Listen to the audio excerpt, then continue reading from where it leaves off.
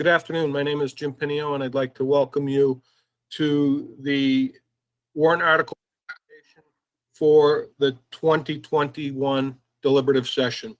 At this point, we have a total of 36 warrant articles.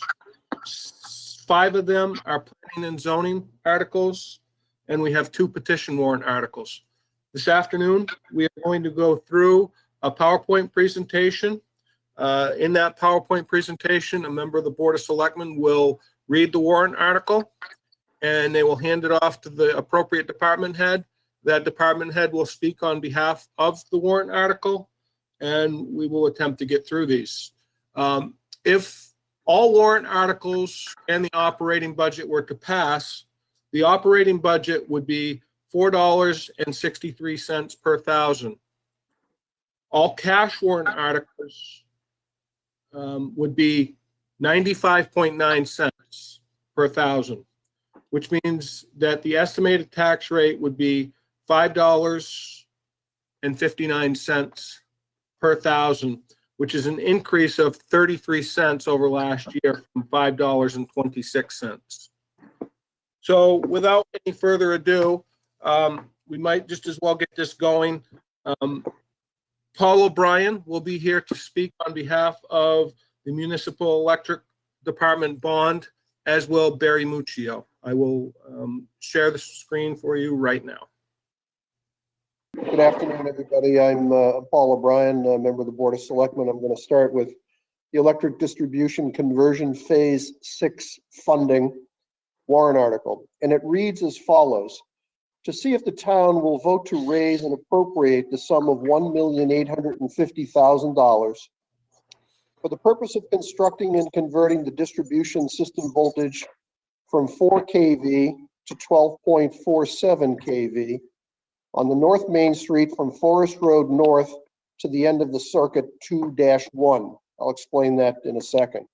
Further, to authorize the issuance of $1,850,000 in bonds or notes for this project in accordance with the provisions of RSA 33, the Municipal Finance Act, and to authorize the Board of Selectmen to apply for, obtain, and accept federal, state, and other aid, if any, which may be available for said project, and to comply with all laws applicable to said project, and to further authorize the Board of Selectmen to issue, negotiate, sell, and deliver such bonds and notes, and to deliver the rate, interest thereon, and the maturity and other terms thereof, and to authorize the Board of Selectmen to take any other action or to pass any other vote relative thereto. Notwithstanding the general obligation nature of these bonds, it is the intention that this project shall be paid by the surplus funds of the Electric Enterprise Fund and will not result in any increase in the electric rate. There is no tax impact at all. This is recommended by your Board of Selectmen by a vote of 5-0. It is also recommended by the Budget Committee by a vote of 9-0. A 3/5 majority is required by you, the voters, to approve this. This was also recommended by the Capital Improvement Committee by a vote of 5-0 with 1 abstention, and I was the person who abstained so that I could cast my vote as a member of the Board of Selectmen. It's an awfully long warrant article to read, but here's the sum and substance of what we're trying to do. As you've seen over the past few years, our electric department has been doing reconstruction of a fair amount of its infrastructure. New poles are going up, new wires are going on the poles, and those are designed for many reasons. One is to increase the reliability of our network. Second, to increase the safety of the network. And you know, it's kind of interesting. This also keeps downward pressure on the prices we pay for electricity. This particular project is going to start out on the Forest Road area, and it's going to go all the way out just a little bit into Tufton Borough. So you'll see trucks going along and building poles and building infrastructure during this project. Having said that, I want to turn it over to Barry for a short presentation. Barry? Thank you, Paul. So as Paul said, this area that this project encompasses from the intersection of Forest Road and North Main Street all the way to the end of that circuit, which actually ends in Tuftonboro. It also includes all the side streets in that area. It's really a continuation of prior projects we've done as far as conversions go, and should actually be the last one that we'll see in quite some time. So everything you see there in red will be part of this conversion area. Next. So as Paul said, some of the justifications, the poles and wires and transformers in this area, many of them over 50 years old. We've had some issues in the past along this area in the summer with heavy load, and also in the winter with heavy load, where voltage ends up going down because we just don't have the capacity. We also don't have any ability right now to make any switching, activities in this area. If we have a pole accident or whatnot, where we can backfeed and help eliminate long-term outages. So we don't have the capability now, and this will certainly aid in that. And as well, this will be the last area that's fed from our 2 kV, from our old, substation number 2, which is a 4 kV substation. And when we do this conversion here, it will allow us to actually decommission and take that offline. That's well overdue, and that'll be the end of its useful lifespan. Next slide, please. Just a photo of some of the conditions that exist. The photo on the left is some of the existing 5 kV construction. The poles are 35-foot poles set in the mid-60s. What you see on the right is what's proposed. This would be New Hendrix, which is a small bundled wire versus having everything spread out. And the poles will actually be going up to 40-foot poles. Next. So not only to update some of the conditions of these poles and wires that are out there, but nice little bonus of these projects is the fact that it does eliminate a lot of our line loss. And it actually did a little study, and you can notice in the chart here on the right, it shows how we were able to reduce losses over the year, which means we were able to recoup electricity which was lost in the system. Electricity that we paid for and didn't recover. And over the past 16 years, the monetary value of those lost recoveries was actually $1.367 million. So there's a benefit financially as well as upgrading equipment on the financial side. A lot of that's gained because of new efficiencies in transformers. The higher voltage, you can distribute it at a lot less loss than the lower voltage. So it has a direct impact on our losses, and certainly those losses are reflected in your electric bill. So if we can eliminate those will help keep our rates down, and we'll certainly pass those right through to our customers. Thank you. Next. Again, as Paul mentioned, this will have no effect on the tax rate. Will not require a rate increase. These projects and the cost of them are already built into our current rate structures. So we've known these for years, and we've incorporated into whatever we, have made adjustments for in our rate.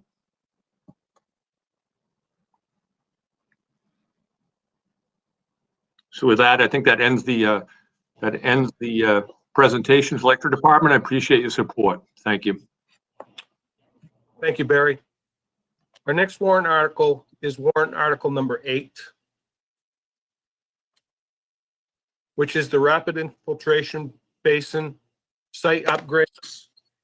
Linda Murray will be presenting this warrant article, followed up by a presentation by David Ford. Thank you, Jim. This is article number 8, rapid infiltration basin RIB site upgrade state revolving fund. To see if the town will vote to raise and appropriate the sum of $3,800,000 for the purpose of making upgrades to the rapid infiltration basin RIB site to bring it into compliance with the state permit, including construction, watershed management, and land acquisition.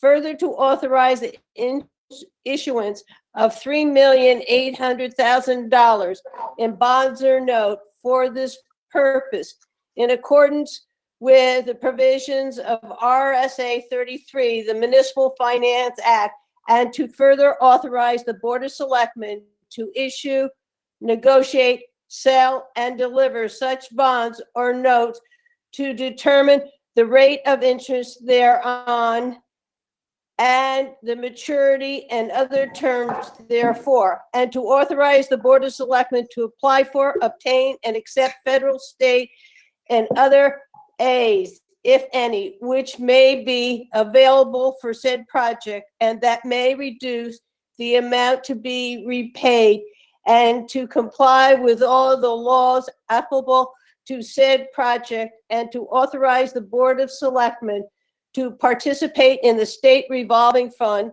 SRF, RSA 486.14, estimated for this purpose, and to allow the Board of Selectmen to expend such monies as become available from the federal and state government, and to authorize the Board of Selectmen to take any action or to pass any other votes related thereto. Principal and interest payments for this bond shall come from the lawsuit settlement. Therefore, this project will not result in any increase to the tax rate. Recommended by the Board of Selectmen 5-0. Recommended by the Budget Committee by a vote of 9-0. 3/5 majority vote required. In 2005, the town received a State Division of Environmental Service administrative order to address its effluent disposal system and to bring it into compliance with the town's DES effluent disposal permit. The town solution was to construct 3 rapid infiltration basins, also known as RIBs. In 2009, the town's sewer effluent was sent to the RIB site, but within a short period of time, the RIB site experienced unexpected issues. In 2014, the town won a lawsuit against its consulting engineers. Around 2014, the town entered into a DES administrative order by consent to address its effluent disposal system. This warrant article is asking voters to approve $3.8 million for the disposal system solution, to participate in the state revolving fund so the state will pay some of the cost of this project, and to use the lawsuit's proceeds to pay off the loan at no cost to the taxpayer. I want to note that this warrant article addresses Goal 1.1 of the infrastructure chapter of the 2019 master plan, and it states, complete all engineering construction activities for the RIB disposal system in order to comply with New Hampshire DES administrative order by consent. I'd like you to support this warrant article, and at this point, I'll turn it over to Dave Ford. Thank you. Again, just to summarize the problem, I think Linda did a great job getting some of the details. The original design was flawed. It led to the failure and permit violations. After years of negotiating with our engineer, we felt we had no solution but to go to a lawsuit, and we did. We won that lawsuit, and the net proceeds after paying the attorneys was approximately $5.5 million. At that point, the state allowed us to resolve these issues with the engineering firm, and at that point, we entered into a new administrative order by consent, and that led to many milestones the town had to do. We looked at the problem, we looked at other solutions, and then we came up with this site was really our best alternative to a feasible long-term solution. At that point, we reauthorized monies to study these alternatives. Once we determined the best alternatives, we want to prove them. We want to make sure they work. So we did extensive pilot tests of the best solutions. These tests were full size, so that as they continue working, they will be able to be incorporated into the final. Based on these pilot testing, we brought along New Hampshire Department of Environmental Services so they could review, all these different pilot testing. So as we went to the final design, that went very smoothly. They approved the project to go out to bid in December. And we are expecting construction bid numbers of the day of the delivery session. So we feel the budget is more than enough to complete the construction. And then here's the sheeting shows what we've done in the past, just to support the amount of money we spent. This is not something that was done lightly, but after we awarded the monies back in 2015, we started off with the $700,000 to address all the administrative order by consent work. And then we started on the preliminary designs, conceptual designs in 2017. In 2017 and 18, we did the pilot testing. And in 19, we've wrapped up the design, prepared the bid documents, and as we are now out to bid. The balance of the funds from the lawsuit, we have authorized these dollars at town meeting. We also have invested these monies. So as the lawsuit money was separate, our town treasurer did a very excellent job of investing, and the money grew. As a result, we have available to us enough to cover this. But we are still applying for a state revolving fund loan, as that will allow us to get loan forgiveness of 15%, which could be as much as $500,000. We are very confident in the solution that it will provide us a 50-year solution. So we're very confident about that, and we hope to have this vote to support this. Thank you. Okay, the next article is Article 9, recreational dock repairs, to see if the town will vote and raise and appropriate the sum of $850,000 for the purpose of reconstructing and upgrading the Wolfeboro Bay recreational finger docks B, C, D, E, F, and G. Further, to authorize the issuance of $850,000 in bonds or notes for this project in accordance with the provisions of RSA 33, the Municipal Finance Act, and to further authorize the Board of Selectmen to issue, negotiate, sell, and deliver such bonds or notes, and to determine the rate of interest thereon and the maturity and other terms therefore, and to authorize the Board of Selectmen to apply for, obtain, and accept federal, state, and other aid, if any, which may become available for said project, to comply with all the laws applicable to said project, and to authorize the Board of Selectmen to take any other action or to pass any other votes related thereto. There is no tax impact in 2021. There will be a 5-cent impact in 2022, and in 2023, a 4-cent impact per 100,000 of assessed value. This is recommended by the Board of Selectmen 5-0, recommended by the Budget Committee 9-0, and you'll need a 3/5 majority vote. This warrant article is based on the Tide and Bomb Town Dock Inspection and Asset Management Plan. All of the recreational finger docks will be reconstructed and upgraded. This summer, the dockside area and docks were used extensively by Wolfeboro residents, seasonal residents, visitors, and tourists. Since 2016, the town has been working on plans to address issues at the dockside area, which have included dockside parking lot, restrooms, boat ramp, recreational and commercial dock repairs, upgrades, and and expansion. In 2018, the voters approved establishing a dockside capital reserve account and approving placing $100,000 in that account for repairs and improvement of the dockside docks. That passed by 72%.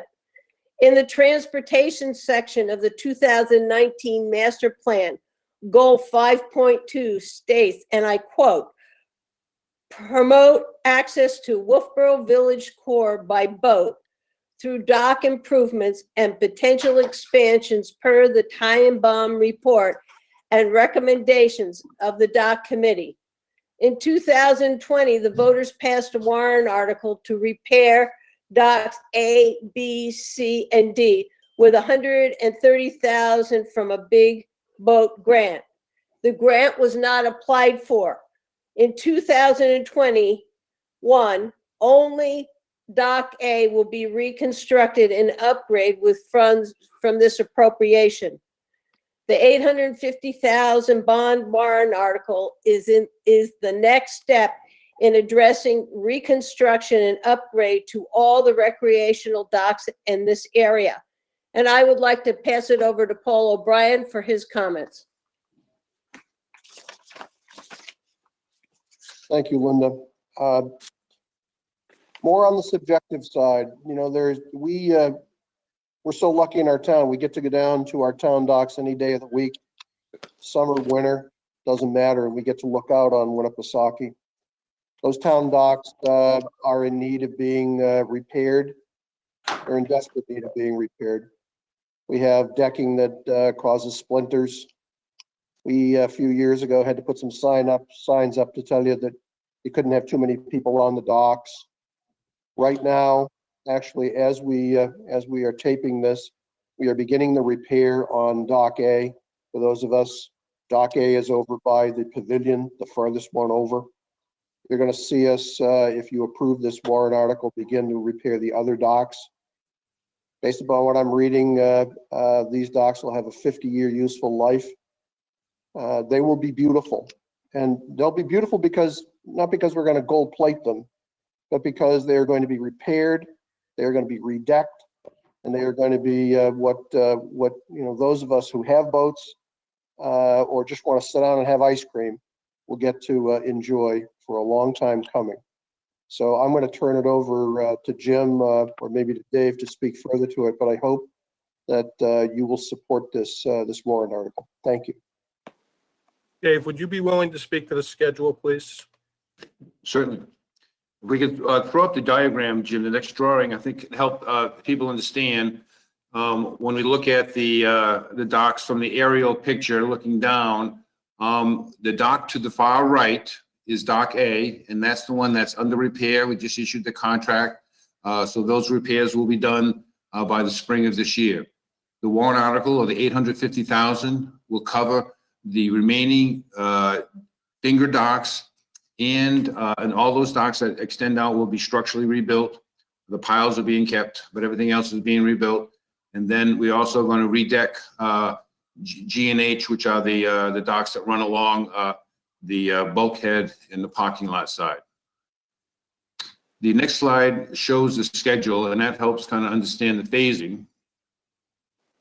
So right, what we're calling phase one, it was the appropriation from last year, in which we used to put the job out to bid. But as Linda said, we did not accept the big grant, as it was not in the best interest of the town, which meant we couldn't do as much work.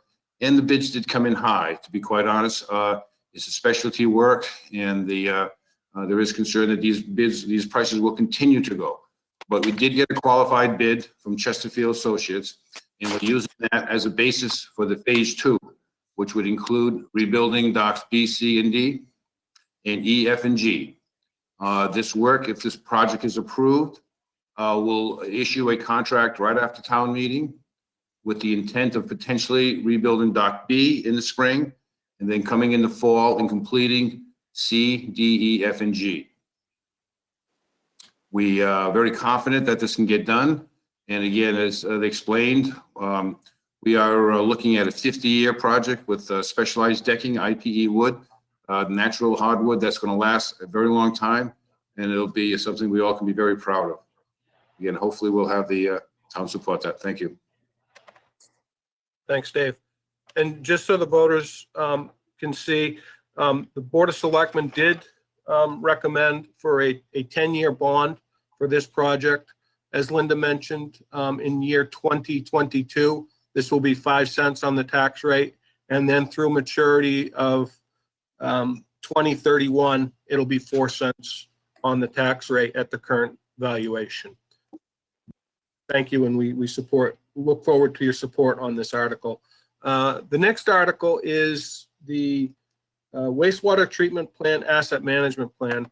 This is going to be presented by Chairman Harriman, and Dave Ford will be able to speak to it afterwards. Brad?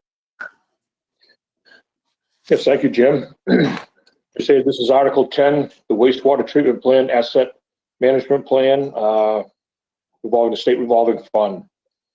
Reads as follows: to see if the town will vote to raise and appropriate the sum of $30,000 for the purpose of developing an asset management program for the wastewater treatment plant that will qualify the town for federal and state funds. Further, to authorize the issuance of $30,000 in bonds or notes under and in compliance with the provision of RSA 33, the Municipal Finance Act, and to further authorize the Board of Selectmen to issue, negotiate, sell, and deliver such bonds or notes, and to determine the rate of interest thereon, and the maturity and other terms thereof. Additionally, to authorize the Board of Selectmen to apply for, obtain, and accept federal and state or other aid, if any, which may be available for said project, and that may reduce the amount to be repaid, and to comply with all laws applicable to the state to said project. And to authorize the Board of Selectmen to participate in the state revolving fund, RSA 486.14, established for this purpose, and to allow the Board of Selectmen to expend such monies as become available from the federal and state governments, and authorize the Board of Selectmen to take any other action or to pass any other vote relating thereto. This project is subject to loan forgiveness as outlined by the state revolving fund. Therefore, the project will not result in any increase in the tax rate. This is recommended by the Board of Selectmen by a vote of 5-0, recommended by the Budget Committee by a vote of 9-0, and a 3/5 majority vote is required. This warrant article, while only being for $30,000, needs to be bonded to qualify for 100% reimbursement through the loan forgiveness portion of the state revolving fund. So I ask for your support for this warrant article, and I'll now turn this over to Dave Ford for a further explanation on this project here. Thank you. This may look familiar to some of our voters. This would be the 5th time we would receive a grant of this type. We've done one for the stormwater a couple of years ago. Back further, we did one for the water distribution system. We did one for the water treatment system, and we've done one for the sewer collection system. What this plan does, it inventories all our significant assets. Anything over $500 is listed in a table. It is then looked at where it is with regards to its criticality in the delivering of our services, and we determine where is it on its life cycle. If it's an article, it's a piece of equipment that's to run 20 years, it's 10 years in, it has 10 years left. They also then determine what is it going to cost to repair, to extend its life, or to replace it. Once we develop this for all the assets, this is what we consider our asset management plan, and then we kind of develop the financials to support that plan. It's very important. This year, we are trying to complete the wastewater treatment facility. This is an old facility that was built in the 70s. It had some upgrades in the 90s and some more upgrades in 2010. However, it's still a very old facility, and this is a very good business model. The New Hampshire Department of Environmental Services uses the state revolving fund to fund these because it allows them to use federal money. And what they do is they forgive 100% of the loan. And they do this to entice communities to do this asset management, because this is what they feel is they want to encourage towns to have asset management. So again, we've been taking advantage of it, and we hope the voters will support us again. Upon completion of the vote, we will then execute the contract, and the work will be done by the end of 2021. It will be reimbursed. Thank you for your support. Thank you. Thanks, Dave. Our next warrant article is warrant article 11, which is the recreational docks extension. Paul O'Brien and Linda Murray are going to speak to this, and then Dave Ford will be able to speak to the scheduling and costs. Okay, Jim, thank you. This is Article 11, the recreational docks extension. Let me read it, please. To see if the town will vote to raise and appropriate the sum of $300,000 for the purpose of extending the Wolfeboro Bay recreational finger docks B, C, D, and E. You'll see a photograph of that shortly.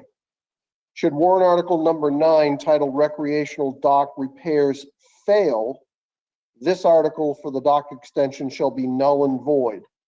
This appropriation is non-lapsing pursuant to RSA 32:7, 6, and shall lapse on December 31st, 2026, or upon completion of the project, whichever occurs first. The estimated tax impact for 2021 will be 0.126 cents per 1,000 of assessed valuation. It's been recommended by your Board of Selectmen on a vote of 5-0. It was not recommended by the Budget Committee by a vote of 5-4. A majority vote is required for this article to pass. Let me try to summarize what's going on. When we put the dock committee together to look at the repair of the existing docks, we said to ourselves, there's a problem. In addition to repairing the docks, we have a parking problem. Plain and simple, we have a parking problem. Boats loiter out there. Those of us who own homes that are not on the lake or on the lake, when we want to come into town to get some food or to get some gas or to just, stop off and buy an ice cream, we loiter and we kind of queue up around that. So we said, what will it take to extend the docks? And the answer is, it takes about $300,000. We have to go get some permitting done. We figured an average boat length of 22 feet. So depending on how people park, we figure that we can have another 18 to 24 parking spaces. That kind of denominates into if you take that number and just divide it into the $300,000, it gives you a parking space of about $30,000 to maybe $40,000 per parking space. Why are we doing this? Some people would like us to quantify the number of jobs we are going to create. I don't think that's a good idea. What I think we can create is a lot of economic activity.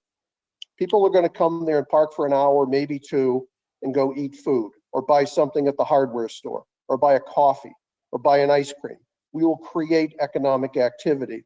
And one of the things that I think our shop owners, our town, really could use a good dose of right now, given where we've been, is economic activity. So I hope that you'll support this.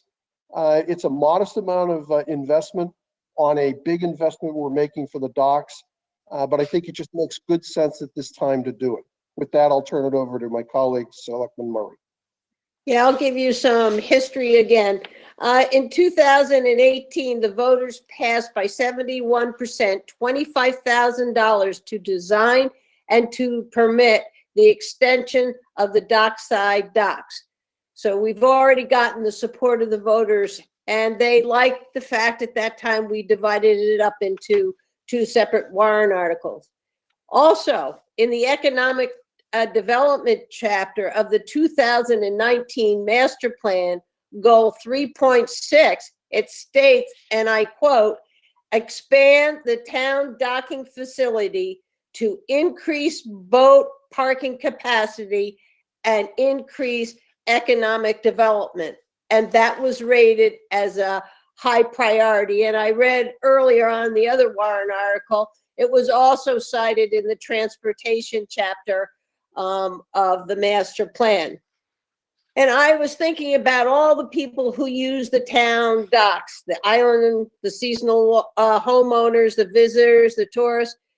but also the non-lake owners who launch their boat, spend most of their day on Lake Winnipesaukee, use the town docks to get lunch, dinner, snacks such as ice cream, or to use our new restrooms. So it just makes sense, with boats getting larger, to expand the town docks. And with this, I'll turn it over to either Jim or to Dave Ford, whoever's going to go. Dave, can you just speak to the schedule and the budget, please? Thank you, Jim. The project was bid out last year, and as Linda said, we did have appropriations for the dock extensions as well as for the dock repairs. This was bid out, and we have a contractor on board. So as if this approved in March, the anticipation is the work will begin in the fall and be completed by May of 2022. This would not have happened unless we had the engineering done and we've had the bids already. If we were to rebid, the concern was definitely the project would be delayed a year or more, and then we'd be more at risk of escalation. Contractor has agreed to lock in material pricing, so he's at risk on that. But we're very confident if this gets approved, everything will be done. And as they've stated, it was going to be a high quality facility. It'll all match. Everything is done and coordinated. And again, it's something I think we can be very proud of. Hopefully we'll have the support. Thank you. Thanks, Dave, and we look forward to your support on this warrant article. Our next warrant article is the operating budget. Article 12, the operating budget. Shall the town of Wolfeboro raise and appropriate as an operating budget, not including appropriations by special warrant articles and other appropriations voted separately, the amount set forth on the budget posted with the warrant or as amended by vote of the first session for the purpose set forth therein, totaling $28,653,102. Should this article be defeated, the default operating budget shall be $28,304,031, which is the same as last year, with certain adjustments required by previous actions of the town of Wolfeboro or by law, or by the governing body, or the governing body may hold one special town meeting in accordance with RSA 40:3, Roman numeral X and Roman numeral X V1 to take up such issue of a revised operating budget only. Estimated tax impact for 2021 is $4.63 per thousand of assessed valuation. This is recommended by the Board of Selectmen by a vote of 5-0, recommended by the Budget Committee by a vote of 8-1. Majority vote is required. Thank you. Our next warrant article is change to the WHALEN funding mechanism, and I believe Dave Senecal is going to present this, and I will speak to it on its behalf. Dave? Thanks, Jim. Article 13, change to WHALEN funding mechanism. See if the town will vote to direct the Wolfeboro Board of Selectmen to make the following changes to the WHALEN Ice Arena Enterprise Fund. Capital projects related to the facility may request funds through general taxation. A request for general taxation money shall be brought to the voter in the form of a warrant article or capital repairs related to the structure and its mechanical systems. The request for general taxation monies for capital expenses related to repairs or expansion of this structure and mechanical systems include those components directly responsible for the maintaining the structural integrity of the WHALEN Ice Arena building. Mechanical systems include traditional building mechanical systems, heating, ventilation, air conditioning, HVAC, dehumidification, electrical, and plumbing. Future warrant articles may request funding from general taxation, WHALEN Enterprise Fund, or a combination of funding sources to include grants, unrestricted gifts, donations, or pledges. Items directly related to the operation of Pop Whalen Ice Arena as an ice arena shall be the exclusive responsibility of the Pop Whalen Arena Enterprise Fund. Further, the Board of Selectmen may authorize the expenditures of general taxation monies from the Building Maintenance Capital Reserve Fund to perform repairs which may be needed to keep the structure in good condition. Majority vote is required. And Jim, you want to follow up on that? Yeah, thank you, Dave. So one of the items that we have recognized as a problem at the Pop Whalen Ice Arena, the building is in need of significant repairs. Those repairs are going to be extremely costly. The repairs are not going to be able to be absorbed by the enterprise fund as it currently sits. Board of Selectmen have discussed this. We're working through a program between myself, the finance director, and Christine Collins at Parks and Rec right now to determine how we can make this facility sustainable as an ice arena.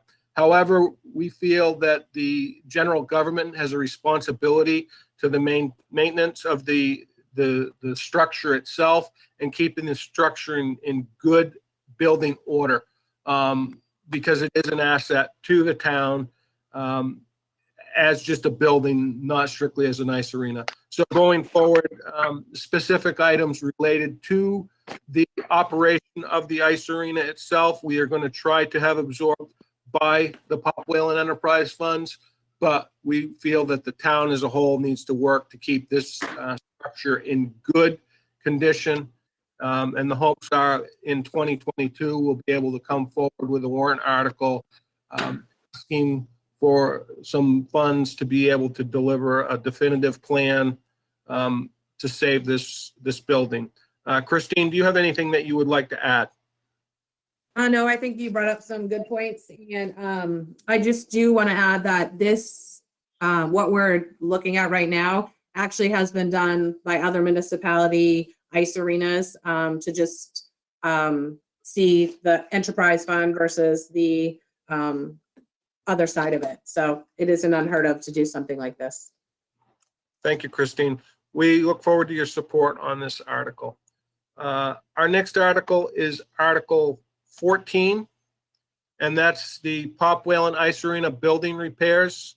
Dave Senecal is going to read this, and Christine will be able to speak on its behalf. Dave? Okay, Article 14, Pop Whalen Ice Arena building repair. To see if the town will vote to raise and appropriate the sum of $125,000 from general taxation and not from the Pop Whalen Enterprise Fund for the purpose of providing professional design services for the roof, insulation, dehumidification, electrical upgrades, and to develop a scope of work for repairs to the Pop Whalen Ice Arena. This appropriation is non-lapsing pursuant to RSA 32:76 and shall lapse on December 31st, 2022, or upon completion of the project, whichever occurs first. Estimated tax impact 2021, 0.053 per thousand. Recommended by the Board of Selectmen by a vote of 5-0, recommended by the Budget Committee by a vote of 9-0, majority vote required. And I'll turn it over to Christine. Thank you, Dave. So we are well aware that Pop Whalen Ice Arena does need some work. We have some plans that we saw. We did move forward with looking with another organization, and then we took a step back because we realized there's some things that we need to look at. And we think taking the step back and having a better plan would be good to help implement this. We know that this is an asset to our community, and there's things that we need to look at before we move forward. So with this would look at, numbers, which with COVID and everything else, we're not sure would be the appropriate number. So we're asking for $125,000 so we can come up with the plan, look at the structure of the building and see everything that we need and have a good comprehensive plan before we come back in 2022. And we appreciate any support and all support. Thank you. Yeah, and just to back up what Christine is saying here, in 2019, there was an estimate to do some of these repairs, as you can see on the screen right now. These repairs were close to $1 million. When we reached out to the vendor to try and secure the pricing for the 2021 warrant, they could not give us a good number as to what the expense was due to escalation. You'll see as well here the chiller is got an asterisk beside of it for future repairs. That would be something that we would like to be able to have the ice arena be able to absorb, and that's something that myself, Christine, and the finance director are currently working through. So as Christine and Dave said, we look forward to your support on this article and stand by for more information to come from us on this into the spring and summer. Thank you. Our next warrant article is the Police Commission stipend increase. Dave Senecal is going to speak to this, and I'll be able to speak on its behalf. Dave? Okay, thanks, Jim. Article 15, Police Commissioners stipend increase. See if the town will vote to raise and appropriate the sum of $1,500 for the purpose of increasing the police commissioners' stipend. It is anticipated that for the next 5 years, the police commissioner's yearly stipend of $3,000 or $3,100 will be included in the general fund operating budget. Estimated tax rate impact on 21.001 per thousand. Recommended by the Board of Selectmen 5-0. Recommended by the Budget Committee by a vote of 7-2. Recommended by the Police Commission by a vote of 3-0. Majority vote required. Jim? So in the 2021 budget process back in September, the police department budget came to us with a request for this increase in the operating budget. The police commission was created by an act of the legislature back in 1959, and we felt it appropriate that raises should go in front of the legislative body, which was supported by legal counsel. So that's why you see this in the form of an article. Simply stated, the volume of work required by the police commissioners has escalated in recent years, and they feel that they are in deserving of a raise. Chief Rondo, do you have anything you'd like to speak to on behalf of this? No, I think you hit the nail on the head. Everything that you said is correct, Mr. Town Manager, and their volume of work is actually fairly significant, much more so than it ever has been in modern memory, and I certainly think this is very warranted. Thank you, Chief. So we'll move on to Article number 16. Article 16 is the AFSCME contract agreement. Dave Senecal is going to present this, and I'll support it. Okay, Article 16, AFSCME contract agreement. This is your union, one of your unions, to see if the town will vote to approve the cost items included in the one-year collective bargaining agreement reached between the Board of Selectmen and Local 534 of the American Federation of State, County, and Municipal Employees, AFSCME, which calls for the following increases in salaries and benefits at current staff levels. You can see in 2021 wages, $39,003, benefits, $8,468 for a total of $47,471. Further, to raise and appropriate $47,471 for the current fiscal year. Such sum representing the additional costs attributed to the increase in wages and benefits required by the new agreement over those that would be paid at current staff levels. Estimated tax impact 0.02 per thousand, recommended by the Board of Selectmen 5-0, recommended by the Budget Committee 8-1. Majority vote required. Jim?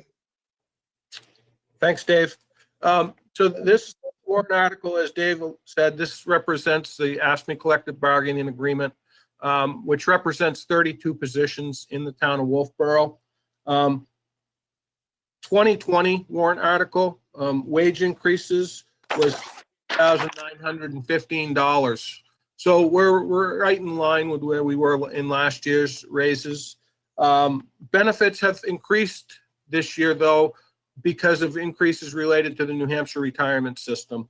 But the overall number is within about $600 of last year's warrant article. And this would provide raises to the highway staff. It would provide raises to people at solid waste, and many of the administrative team players here at Town Hall. We look forward to your support on this. And if you have any questions regarding this particular warrant article, you can reach out to me. Our next article is Article 17, which is the fire department ladder truck replacement, which is going to be presented by Linda Murray, and Chief Scansey will be here to support it going forward. Linda? Yes, fire department ladder truck replacement. To see if the town will vote to raise and appropriate the sum of $1,380,000 for the purchase of a new fire department aerial ladder truck. This purchase shall be paid for by transferring $900,000 from the existing fire truck and apparatus replacement capital reserve fund. Passage of this article will also authorize funds in the amount of $480,000 from the town's unassigned fund balance to be used to pay for the balance of this purchase. This expenditure will not result in any increase in the 2021 tax rate. Recommended by the Board of Selectmen 5-0. Recommended by the Budget Committee 7-2. The fire department's present aerial ladder truck is at the end of its useful life. This warrant article is asking voters to approve the replacement of the aerial truck by using funds from the fire truck and apparatus capital reserve fund and $480,000 from the town's unassigned fund balance. The unassigned fund balance is made up of prior year's extra revenue and unspent prior year's appropriated expenses. Fire protection is a town-wide need, so using the unassigned fund balance will benefit all residents. Please support this warrant article, and at this point, I'll pass it over to Chief Scansey. Thank you, Linda. You're welcome. The new ladder will replace the existing 1994 model, which is 27 years old. Originally, the replacement for ladder 1 was scheduled to take place in 2022. In 2020, the current ladder was facing a number of significant mechanical deficiencies, which led to the truck failing its annual NFPA aerial apparatus test. The results of the test report caused the ladder truck to be taken out of service and for consideration of the needed repairs that would lead to certification. With the scope of the repairs necessary and the corresponding cost associated with accomplishing these, it was taken out of service, and a request was brought to the town manager and the selectmen to move the replacement date up to 2021 to avoid spending town funds to repair an already obsolete apparatus. The repairs include a complete overhaul of the hydraulic system and replacement of the ladder lift cylinders, to name a few. The department utilized the recommendations and specifications developed by the department's in-house apparatus committee. They had already been working since 2019 in preparation for the scheduled replacement. The result was the work of the committee was available and provided the needed specifications that allowed the department to make the proposal. The Fire Apparatus Committee improvement account already has the available funds, as previously discussed, and the town will be able to and has made an arrangement with the apparatus dealership to be able to provide the town with a loaner ladder for the 460 days it's anticipated to take to replace and build this ladder.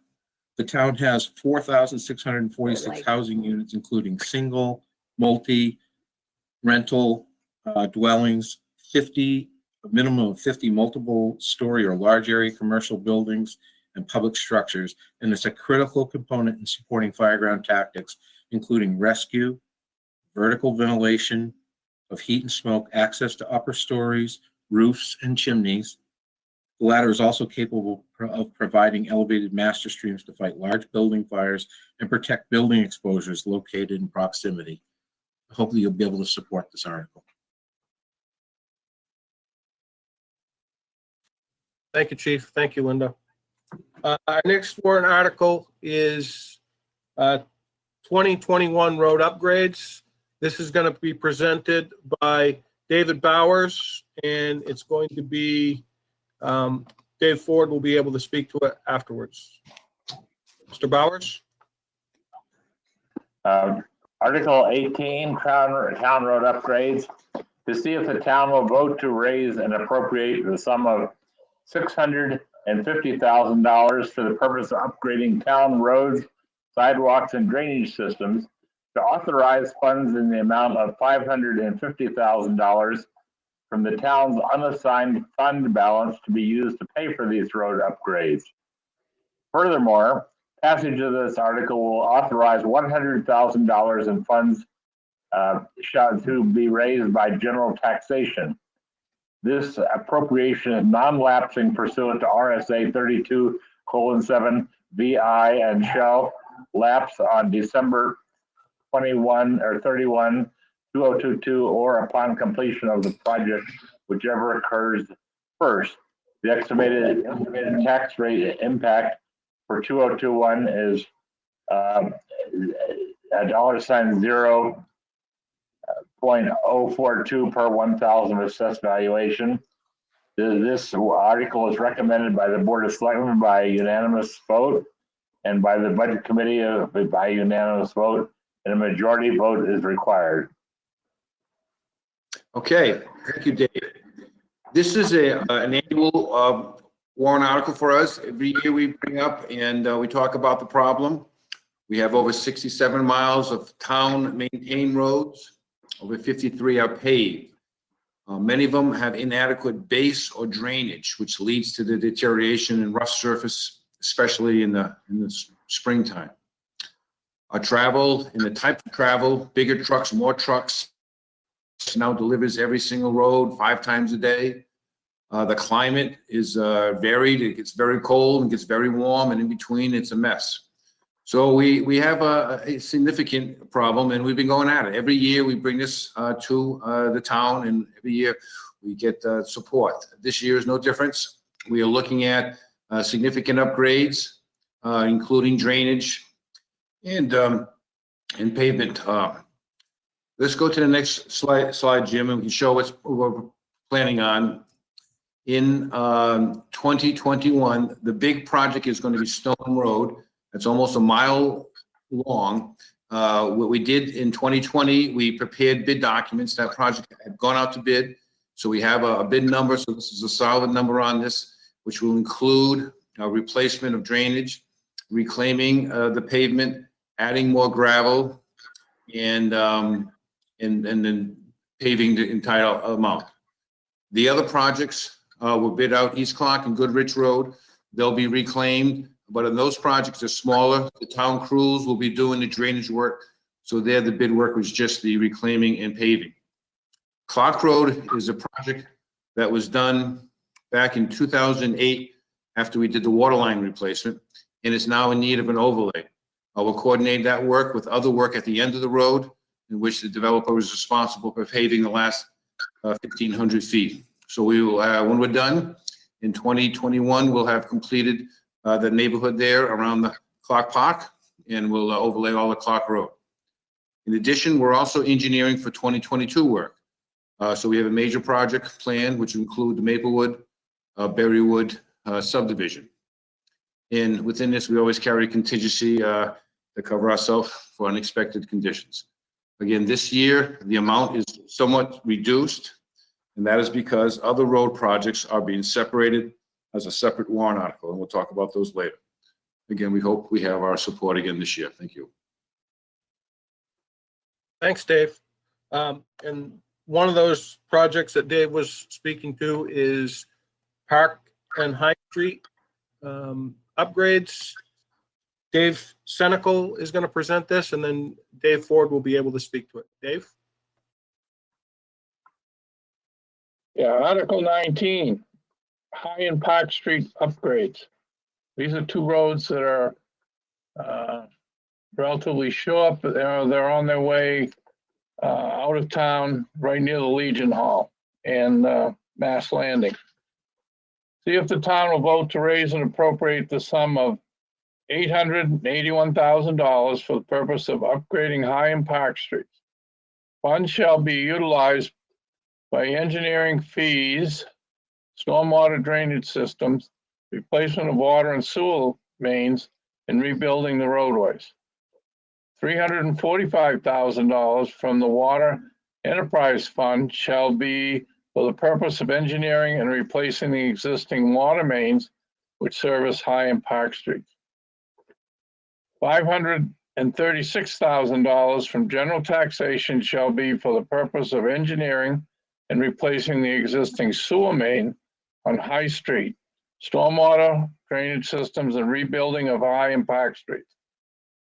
This appropriation is non-lapsing pursuant to RSA 32:7, Roman numeral 6, and shall lapse on December 31, 2026, or upon completion of the project, whichever occurs first. Estimated tax rate impact, 0.226 per thousand. Recommended by the Board of Selectmen by a vote of 5-0. Recommended by the Budget Committee by a vote of 9-0. Majority vote required. Okay. So, again, thank you for that. What we have here in High and Park are two streets that have been identified on our road surface management system as the worst roads in town. But they've been delayed for us doing any work on them because they also include other utilities. On the sewer asset management plan, High was identified as an asset that has run its course and needed to be replaced. And on the water distribution asset management plan, both Park and High are identified as assets that are outside their extended life. This past week, we had another leak on Park Ave. Luckily, the crews got it under control today and have made a repair. 2 weeks ago, we had a leak on High Street. Both roads have infrastructure that dates back to the early 1900s. This is a critical one, and it's a difficult one because it is so expensive. But it's again, as the selectmen have tasked our department, is to kind of run like a business, develop asset management plans, and make plans. We engineered this. It went out to bid. It is out to bid, and the bids are due 1 week from today. So prior to the deliberative session, we'll have construction numbers in hand, and we hope to again explain it there, and hope that we'll have our support so we can get this important project done. It is bid out, so we can award it in March, with construction starting this year, and hope to have it substantially complete by the end of the year. Thank you. Thanks, Dave. Warrant Article 20 is Railroad Avenue layout. This is going to be presented by Linda Murray, and Dave Ford will be able to speak to it. Linda? Yes, Railroad Avenue layout, to see if the town will vote to raise and appropriate the sum of $100,000 for the purpose of laying out the gravel section of Railroad Avenue, installation of drainage, and the paving of the gravel section, including parking spaces and gravel parking spaces. This appropriation is non-elapsing pursuant to RSA 32:7-6 and shall elapse on December 31st, 2022, or upon completion of the project, whichever occurs first. Estimated tax rate for 2021 is 0.042 per thousand of assessed value. recommended by the Board of Selectmen 5-0, recommended by the Budget Committee 5-0. This warrant article is addressing the layout of the section of Railroad Avenue just after the Back Bay boat launching ramp through the gravel roadway and up to the Bridge Falls path, including parking spaces.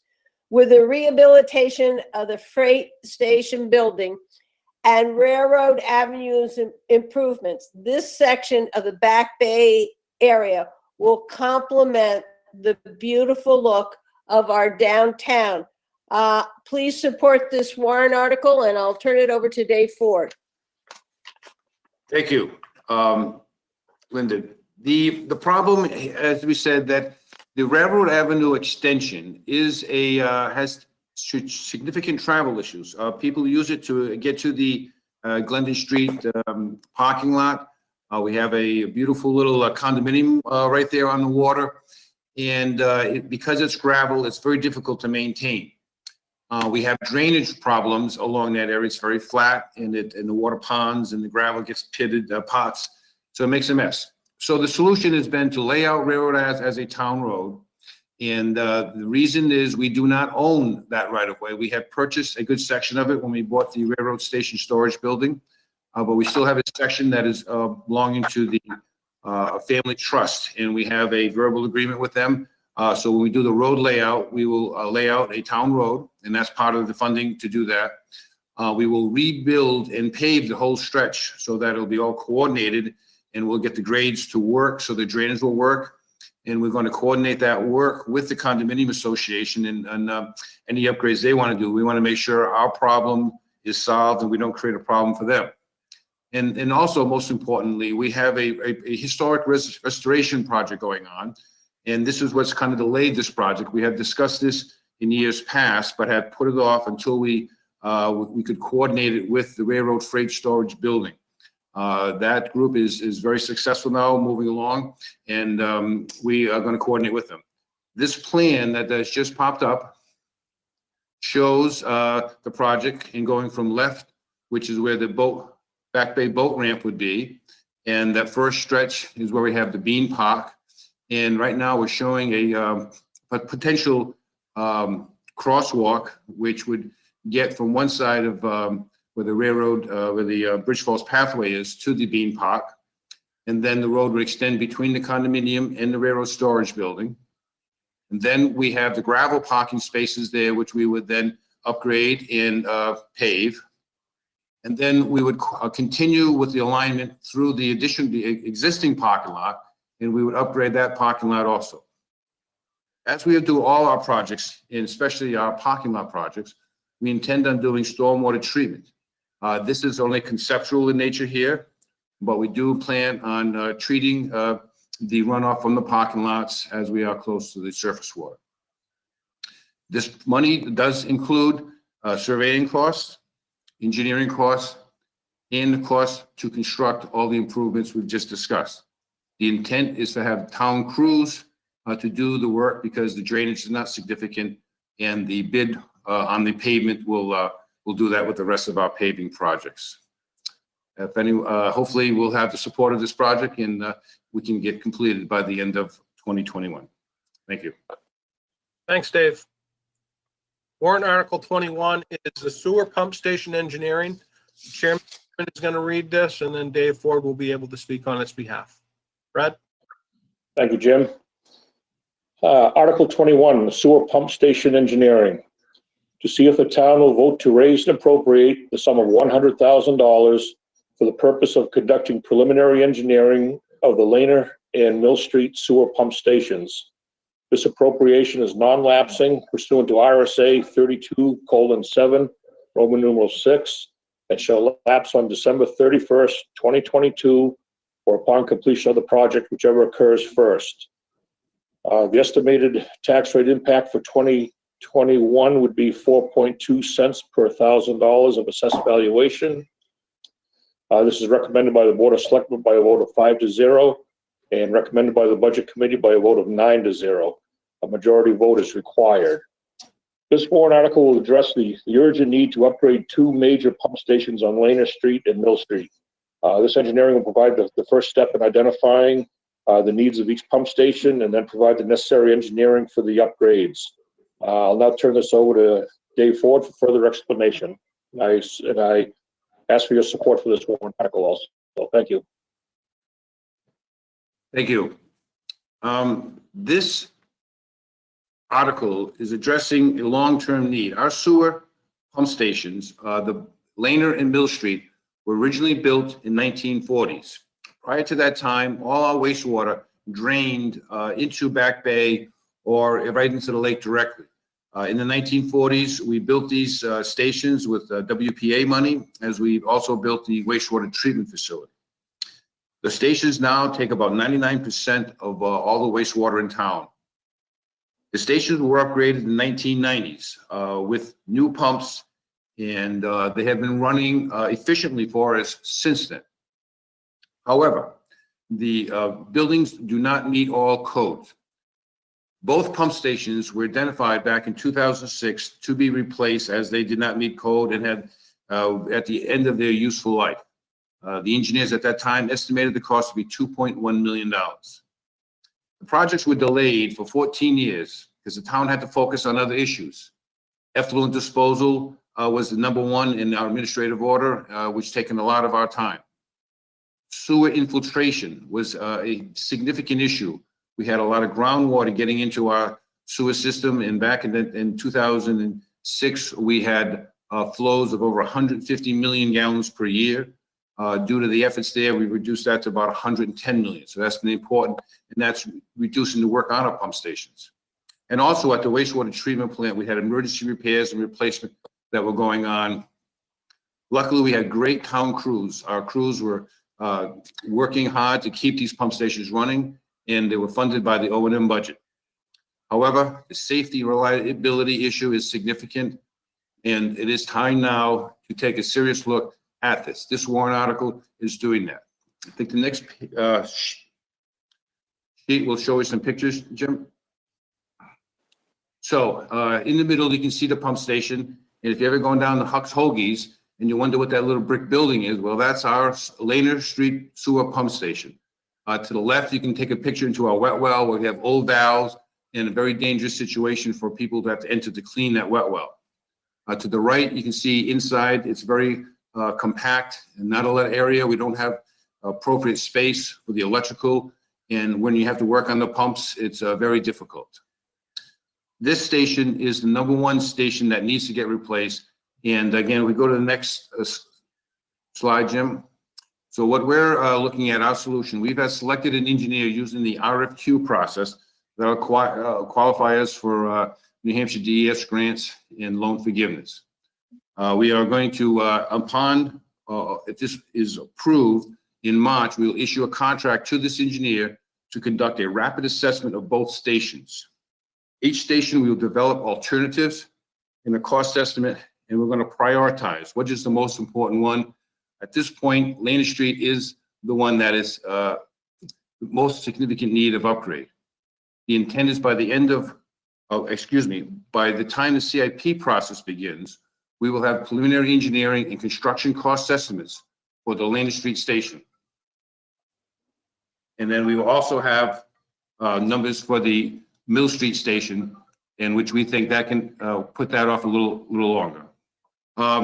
So again, this is for engineering, and the intent is to have construction cost estimates for the Laner Street station, and we'll have a long-term plan for the Mill Street station with the funds here. We appreciate your support on this article. Thank you. Thanks, Dave. Article 22 is the library generator. Brad Harriman is going to present this, and Cindy Scott will be able to speak on its behalf. Brad? Thank you, Jim. Article 22, the library generator. To see if the town will vote to raise and appropriate the sum of $75,000 being funded by general taxation for the purpose of purchasing and installing an emergency generator at the Wolfeboro Public Library. Further, to authorize the selectmen to accept grants, gifts, donations, or pledges for this purpose, which shall be used to reduce the amount to be expended from the general taxation. This appropriation is non-lapsing pursuant to RSA 32:7, Roman numeral 6, and shall lapse on December 31st, 2022, or upon completion of the project, whichever occurs first. The estimated tax rate impact for 2021 is 3.2 cents per $1,000 of assessed valuation. This is recommended by the Board of Selectmen by a vote of 5-0 and recommended by the Budget Committee by a vote of 8-1. Majority vote is required. This warrant article will allow the library to fully function during power outages, while also allowing the heating system to operate, which will eliminate the possibility of freezing water pipes, which could have major damage to the new building during the winter months. This would also allow the town to have another emergency shelter if the need arises. I ask for your support for this warrant article, and I'll now turn this over to Cindy Scott for further explanation. We hope that you will support this warrant article. We feel it's important to keep the library operational when there's a power outage, as many people use the library to get warm in the winter. Also, we have internet access and other abilities to access the wider world. When the electricity is out, everything is out. The fact that the system will also allow us to use the building for other purposes, such as emergency management purposes, will help us in the future to make the library even more useful and expand even more what we can accomplish. So we hope for your support in this warrant article. Thank you, Cindy. Warrant Article 23 is the police vehicle purchase, which will be presented by Paul O'Brien, and Chief Ron will speak on its behalf. Paul? Thanks, Jim. Article 23, police vehicle purchase. To see if the town will vote to raise and appropriate the sum of $57,077 for the purchase of a new police vehicle and ancillary vehicle equipment. Said appropriation is to be offset by $1,500, which represents a portion of the accumulated revenue in the Special Police Detail Revolving Fund created by Article 23 in the year 2006, which has accumulated from special details in prior years, and $50,577 from general taxation. The estimated impact on your tax rate in 2021 is 0.023 per 1,000 of assessed valuation, recommended by the Board of Selectmen of a vote 5-0, recommended by the Budget Committee of a vote 8-1, recommended by the Police Commission of a vote 3-0, majority vote required. I'll let the chief do most of the talking here. The police department back in 2016 had about 11 vehicles. They are below that number now. No, we do not have one vehicle per officer. They rotate the vehicles, with the exception of our chief and the captain. These vehicles are now supported. The existing vehicles are supported by, I want to say, a very well done asset management plan that the police department put together last year, which tells us that there is a need to recycle these vehicles. And so I hope that the community will get behind this. Police activity is up, hopefully for good purpose, but there are also times when it's not for good purpose. But we need vehicles and we need to support our police. So I hope you'll support it. I'll turn that over now to Dean Rundo. Thank you very much. Through a lot of study with the Board of Selectmen and the Wolfeboro Police Commission, we've determined a need for 11 vehicles. 11 is really optimal. The reason we're below the number of 11, which as the Vice Chair, Mr. Paul O'Brien, Selectman Paul O'Brien has alluded to, is in 2016, which coincides to about the time that the Ford Motor Corporation stopped making the old Crown Victorias, and we had to pick a new version of police vehicle. So we decided that we were going to go with the Ford Explorers, which provide us a nice mix between our ability to get through very rough and difficult terrain and load carrying capacity based off of our general law enforcement mission here within the town of Wolfeboro. That being said, at one point we were down to right around 7 cruisers, which clearly was not optimal. And through our asset management plan and through the study of that, there was a lot of data, a lot of empirical data that became part of that. We realized that we needed to get to 11 vehicles. The vehicles represent how we get to calls for service and how we make things happen, if you will, within the Wolfeboro area and the greater Wolfeboro area. They also are responsible for getting our officers to court, to getting evidence down to the lab, to responding to crime scenes and carrying the equipment that we need, taking arrested persons to either court or to jail, and all the things that are part and parcel of running a police department. So with that said, we're looking for the public's support to get us back up to the optimal number of 11, which is what we had 2016 and past, which worked very well. Thank you. Chief, thank you very much. Our next warrant article is warrant article 24, which is a new warrant article this year, Water Resources Non-Capital Reserve Fund. And this is going to be presented by Linda. Linda? Yes, Water Resources Non-Capital Reserve Fund, to see if the town will vote to raise and appropriate the sum of $50,000 to establish a non-capital reserve fund pursuant to RSA 35:1-C for the purpose of watershed management plan, including engineering, design, permitting, best management practices for stormwater drainage and nutrition mitigation, grant matching, and education. Said fund shall be under the custody of the trustees of trust funds. Furthermore, to authorize the Board of Selectmen as agents to expend from this non-capital reserve fund. Estimated tax impact is 0.021 per 100,000 of assessed value, recommended by the Board of Selectmen 5-0, recommended by the Budget Committee 6-0. In August of 2018, the town experienced a cyanobacteria outbreak in Winter Harbor, just off Cary Beach. In response to that outbreak, the Board of Selectmen established the Wolfeboro Waters Committee to address water quality in the town's lakes, ponds, rivers, and streams. In the natural resource chapter of the 2019 master plan, Goal 1.7 states, and I quote, support existing watershed planning efforts on Lake Wentworth, Crescent Lake, Russ Pond, Mirror Lake, Wolfeboro Bay, Winter Harbor, and develop plans for the portion of the watershed that are not presently under study. Having high quality water bodies keep property values up and individuals coming to the town to support our economy.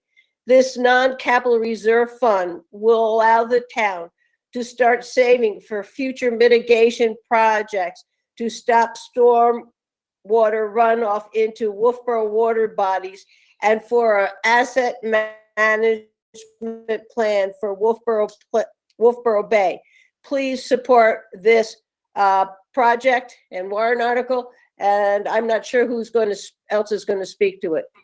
Yeah, I'll speak to it briefly, Linda. So this is an article that you will see coming in front of you on an annual basis. The intent is to incrementally bring this up so that we can have funding available to us to work on these best management practices, including the engineering, design, permitting. One of the items that we've recognized as a community that's difficult is there are times that opportunities come in front of us with grant funding or matching funds, and sometimes we don't have those funds to be able to take that opportunity. So this will give us that opportunity to have some funding available so that we can match those funds, but we can also work on some projects. The question may be asked, why is it called a non-capital reserve fund? It's simply because of the nature of the article and the money being saved. It's not necessarily for projects that are titled capital projects. So the RSAs actually have a stipulation within them that allow us to put money into accounts titled a non-capital reserve fund for exactly this purpose. So we do hope that you support this. Our bodies of water are our livelihood here.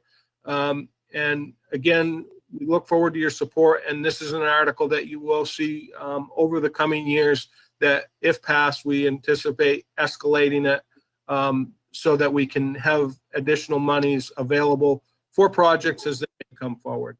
Thank you. With that said, warrant article number 25 is MILFOIL eradication public expendable trust.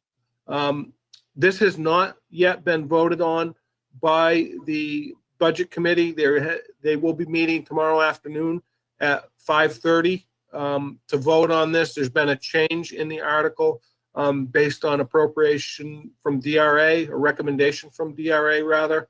And Linda Murray is going to speak to this, and that should sum up this article. Linda? MILFOIL Eradication Public Expendable Trust Fund, to see if the town will vote to raise and appropriate $17,000 from the MILFOIL Joint Board into the MILFOIL Eradication Public Expendable Trust Fund for the purpose of MILFOIL eradication in Back Bay, Lake Wentworth, Crescent Lake, Russ Pond, Sergeant Pond, portions of Lake Winnipesaukee within the town of Wolfeboro's boundaries, and any other water body within the town of Wolfeboro. Said fund shall be under the custody of the trustees of trust funds. Furthermore, the selectmen have been designated as agents to expend both the principal and interest. This will not result in any increase in the 2020 tax rate recommended by the Board of Selectmen 5-0. And Jim has just informed you about the Budget Committee. In 2010, the town entered into an intermunicipal agreement which formed the MILFOIL Joint Board. The MILFOIL Joint Board purchased 2 diver-assisted section harvesters, also known as dash units. Over time, the town of Wolfeboro and Tuftonboro could no longer find contractors willing to use the dash units. The final dash unit was sold in January 2021. This warrant article is asking voters to approve the Board of Selectmen receive $17,000 from the MILFOIL Joint Board and place that sum in an already established MILFOIL Eradication Public Expendable Trust Fund to address MILFOIL in the Wolfeboro water bodies. This is really a housekeeping exercise that allows the board to accept these funds and to keep on using them for MILFOIL. And I ask your support for this warrant article. Thank you, Linda.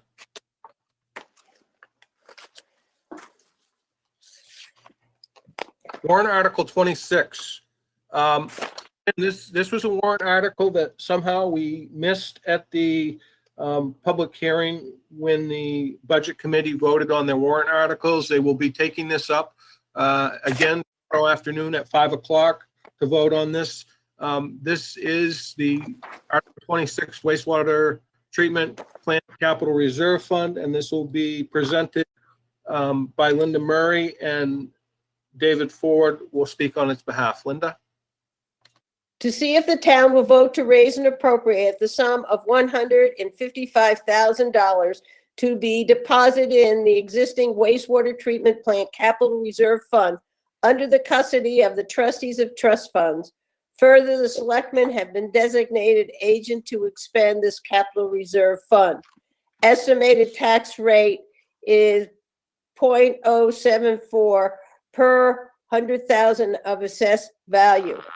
In 2014, the voters approved the establishment of the wastewater treatment plant capital reserve fund for the purpose of making needed repairs and improvements to the plant. The wastewater treatment plant capital reserve has provided funds to make needed improvements to the existing wastewater treatment plant instead of building a new plant, as was suggested in 2006 by the town's engineering firm. And with that, I'll turn it over to Dave Ford, but please support this warrant article. Thank you, Linda. This article, as you said, was set up as an emergency and almost kind of like a crisis management article. Back in 2006, Wright Pierce engineers had identified the plant to be replaced at a cost of $12 million. They thought that the plant could not be upgraded effectively to meet new permit limits. Working with our contract operator, Woodard & Curran, we came up with some unique ideas, and we have funded a significant upgrade back with $195,000 back in 2007-8 period.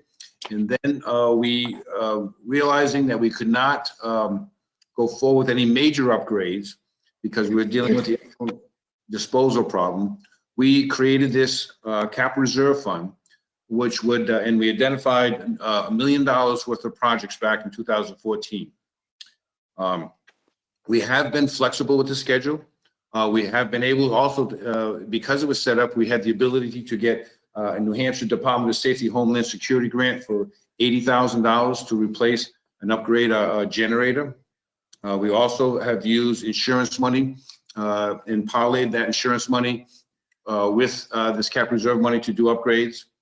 Last year, because of the difficult financial situation and because the projects at the treatment plant were getting to a point of a hold, we decided not to fund the $125,000. This year, we had hoped to get that 125 back and had requested 250. But again, as we are trying to be lean, we have agreed with 175,000. And this year, we are looking at completing a master plan for looking at the long-term upgrades and repair schedule for the facility. We need to make a hard decision. Will we continue with piecemeal repairs and pretty much being Yankee, use the duct tape and baling wire and keep this facility going as long as possible?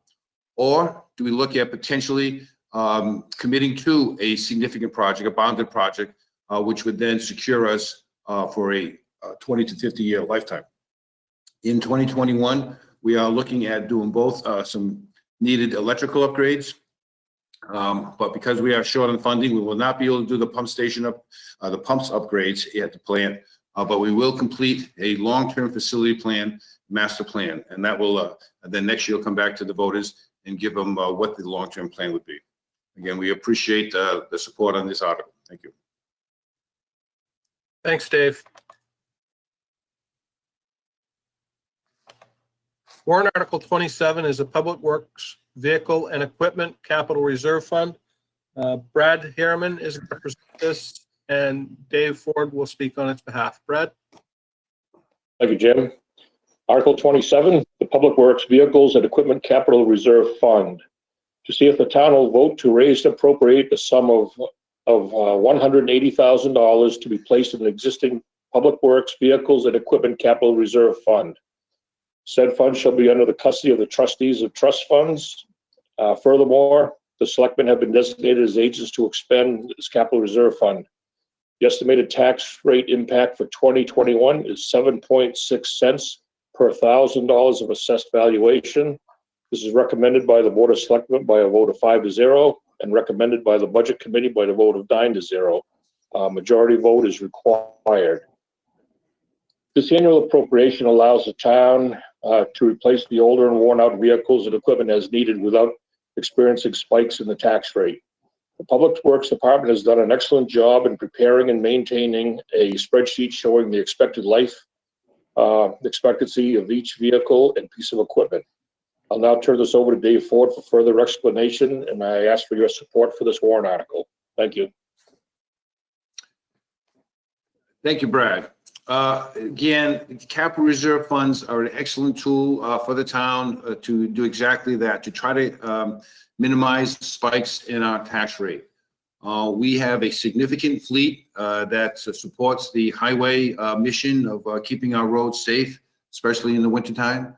And the public works fleet is responsible again for that. This capital reserve fund also covers the solid waste division in the equipment and vehicles within that division. A long time ago, John Burt was implemented this capital reserve fund and set up the inventory of the vehicles and equipment. And what we have is now our current replacement cost of all these equipment covered by this article. We're over $3 million in assets.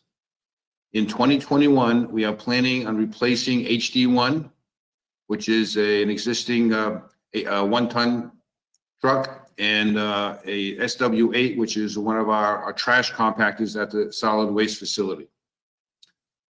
As we have been experiencing escalation in equipment and vehicle costs, this fund has grown by only $5,000, which is $175 last year, to what we're asking this year, $180,000. As you can see, we have all the equipment listed, and we have a replacement schedule. As we have discussed earlier with some of our large pieces of equipment, we're very Yankee. We do our best to maintain them and keep them going, but then unexpected issues come up. We have to refine this list. Each year we take a look at it and go back. Right now, we are bidding both pieces of equipment so that if we are approved with this one, we will issue contracts for both pieces of equipment in March. And again, it's very important. Our staff is incredible. They work very hard. And again, the support of the taxpayers to have the equipment to take care of the town is important. This last slide shows the long-term plan, and it shows the amount we're anticipating spending and the amount that's in the fund. Right now, we're down to about $16,000. The request of 180 against expenditures of 80,000 will still leave us a balance in the end of the year. And then going forward, we see the fund does stay liquid, and we can continue to upgrade our fleet as we go forward. Again, thank you on this important article. Thanks, Dave. Warrant Article 28, Building Maintenance Capital Reserve Fund. This is going to be presented by Dave Senecal, and Dave Ford will be able to speak on its behalf. Dave? Thanks, Jim. Article 28, Building Maintenance Capital Reserve Fund. To see if the town will vote to raise and appropriate the sum of $75,000 to be placed in the existing Building Maintenance Capital Reserve Fund established for the purpose of making needed repairs and performing needed maintenance of the town's building facilities. That fund shall be under the custody trustees of the trust funds.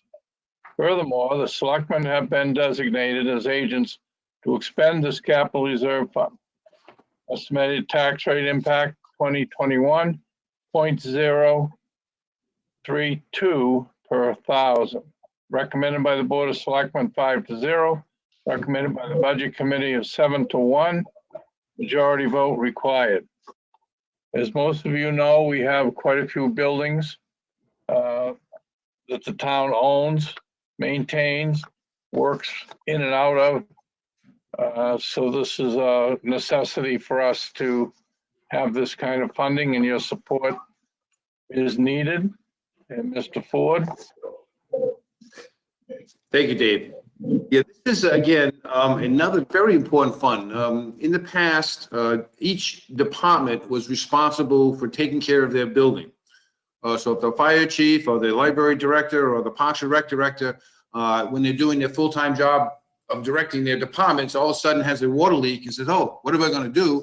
Well, it takes time to develop the cost and funding. So we're almost a year in advance knowing the problem to getting the funding in your budget to take care of these problems. So back in 2016, the selectmen decided to set up this cap reserve fund. And it's similar to a fund that the school department has used for years. in terms of how do we have so many buildings and we are also Yankee. It's not like we can do everything we want every year. We really run our assets very hard. We take care of them. Our staff is always taking care of the buildings. But there comes a time when all of a sudden the roof does need to get repaired. This fund does cover 23 town-owned buildings. And in 2020, because the fund had built up, we were able to do a lot of projects. The Clark Complex, the historic buildings there were painted. We had to get doors replaced at the highway garage. We did roofs at the Dockside Restaurant, the Public Safety Building, and the Fire Department substation. Again, we dealt with a small section, the Pop Whaling roof, and we dealt with a mold issue in the locker rooms at Pop Whaling. We also were able to do some painting at Town Hall. As you can see, the fund came in very important, and it's kind of important that we continue doing this. So in 2021, we have anticipated projects, but we may have an emergency we don't know about.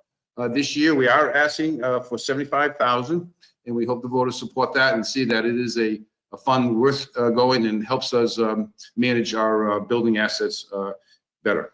Thank you. Thanks, Dave. Our next warrant article is warrant Article 29, Bridge Falls Lighting Capital Reserve Fund. Paul O'Brien is going to speak to this, and Christine will be able to speak on his behalf as well. Paul? Thanks, Jim. Article 29, Bridge Falls Path Lighting Capital Reserve Fund. To see if the town will vote to raise and appropriate the sum of $20,000 to be placed in the existing Bridge Falls Path Lighting Capital Reserves Fund. Said fund shall be under the custody of the trustee of the trust funds. Further, the selectmen have been designated as agents to expend this capital reserve fund. Estimated impact on the 2021 tax rate is 0.008 per 1,000 of assessed valuation, recommended by your Board of Selectmen of a vote of 5-0. Recommended by the Budget Committee of a vote of 9-0, majority vote required. For those folks who've been watching along, you'll notice that the Board of Selectmen and the town manager and the town departments normally don't fund things without solid plans. We ran out of time to get a solid plan for the Bridge Falls Path Lighting Capital Reserve, for the Bridge Falls Path Lighting Fund. Bridge Falls Path starts at about where the freight station is, and it ends just before the Wright Museum, or just at the Wright Museum. The lighting there is in need of replacement. And it's not just that it looks bad, it's not functioning very well from the way the poles work, from the way the lights work, and the electrical system that actually feeds it. So we ran out of time to get a solid plan in place, so we're gonna just simply ask you, please, to support this and put a couple more bucks in the capital reserve fund so that we can come to you with a solid plan next year. With that, I'll turn it over to Christine. Thank you. Thank you.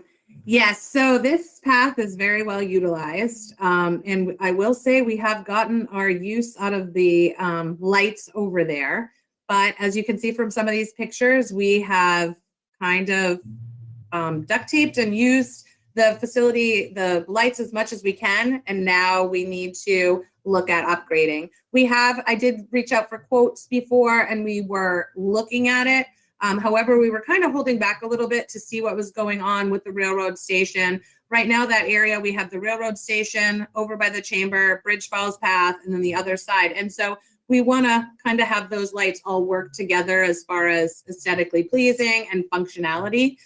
So I think we wanted to take a step back, look at the area a little closer, fix some of the issues we're having currently, and come up with a good game plan before we proceed.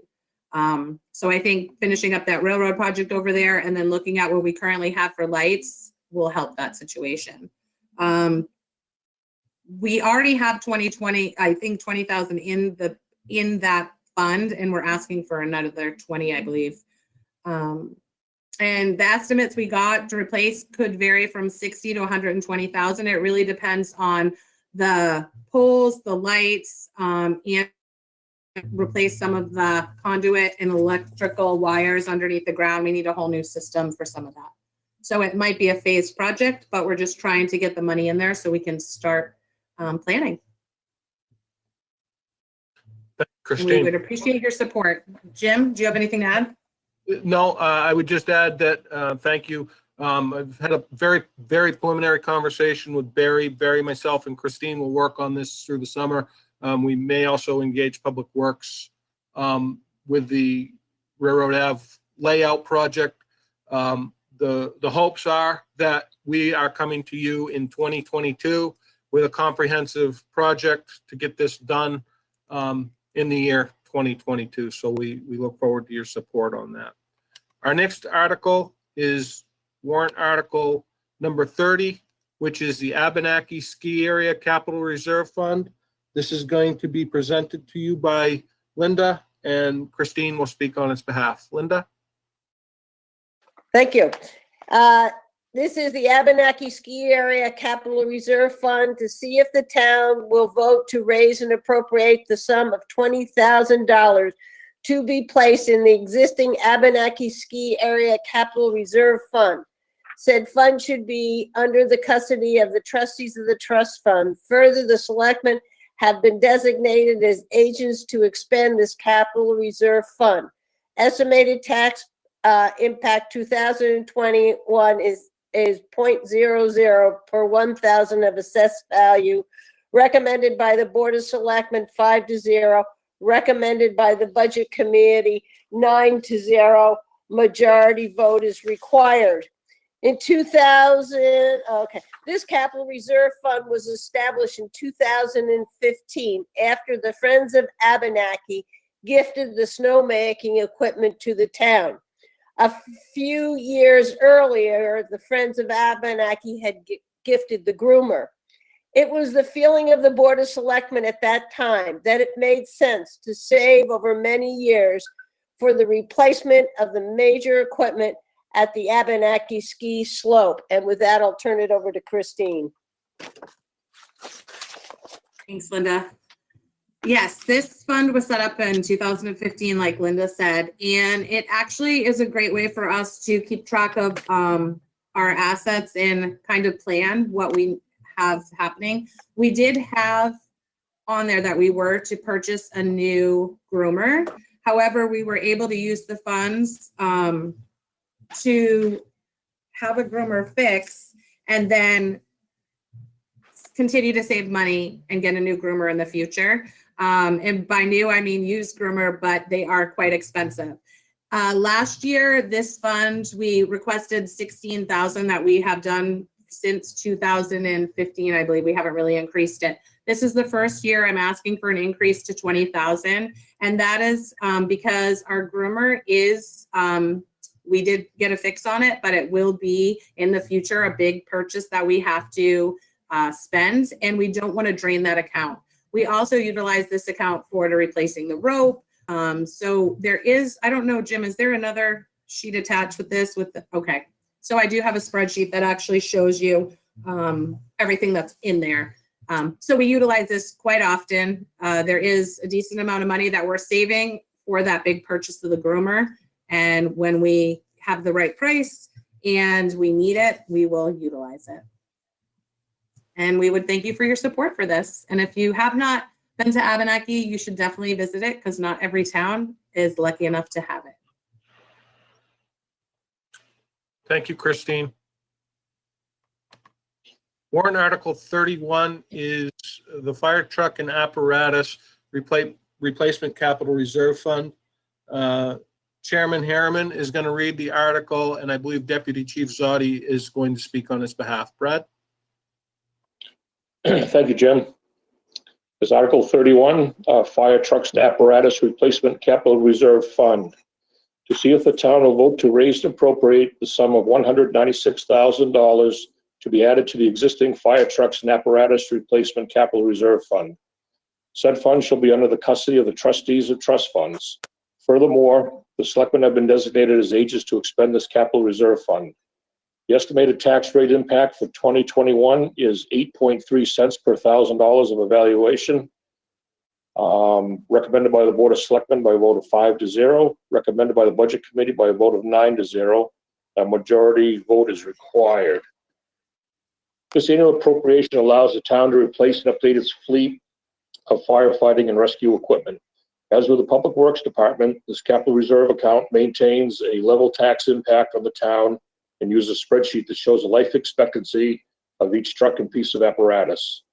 I ask for your support for this warrant article, and I'll now turn this over to Deputy Chief Tom Zotti for further explanation.